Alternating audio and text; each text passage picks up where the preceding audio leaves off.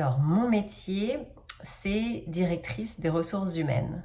Alors, qu'est-ce que ça veut dire une directrice des ressources humaines? Eh bien, grosso modo, c'est une fonction qui s'occupe des gens qui sont dans les entreprises.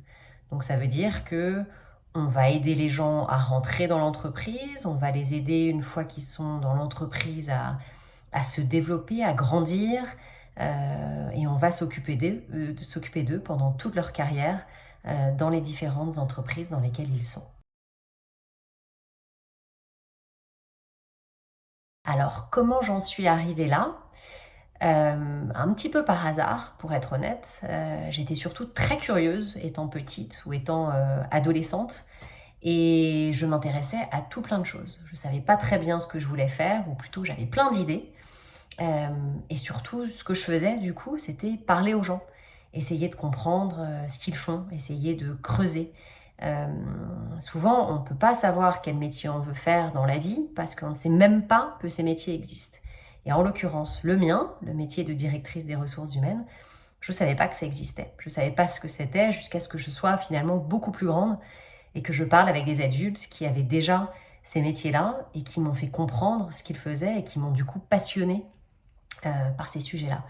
Et pour rentrer dans ce métier-là, ce que j'ai fait, encore une fois, en étant curieuse, ça a été de dire aux gens qui faisaient ce métier, « Ah, ça a l'air intéressant finalement, est-ce que je peux venir avec vous et est-ce que je peux vous observer pendant quelques temps et voir ce que vous faites au quotidien, tous les jours ?»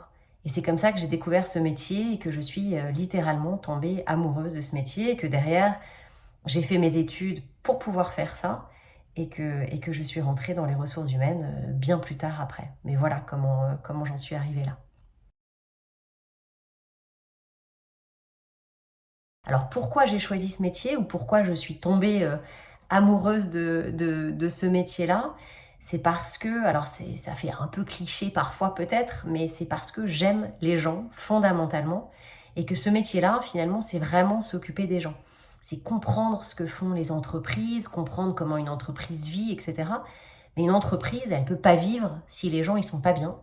Et voilà, et ça c'est mon rôle. Et donc quand on est intéressé par les gens, que ça nous passionne, eh ben, c'est un métier qui est forcément formidable.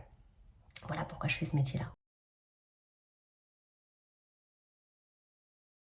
Après, si j'avais un conseil à donner, et moi qui m'a été précieux, je pense, tout au long de ma carrière finalement, alors, je ne sais pas si j'en ai un, j'en ai peut-être plusieurs. Le premier, c'est d'être ce qu'on appelle d'être résilient, c'est-à-dire d'être capable de, même quand ça va pas, même quand on n'est plus sûr, même quand on a des obstacles devant nous, etc. Dans le monde professionnel aussi, de toujours savoir surmonter ces obstacles et de toujours garder le cap. On sait ce qu'on veut, on sait qu'on est capable d'y arriver. C'est important d'avoir confiance en soi, même avec les obstacles, et donc d'avoir cette espèce de force en soi qui nous pousse à toujours aller de l'avant. Et quand on tombe, c'est comme en vélo, on se relève tout de suite et on y va. Eh bien, c'est pareil dans le milieu professionnel et il faut savoir faire ça, c'est super important. Ça, c'est le premier conseil.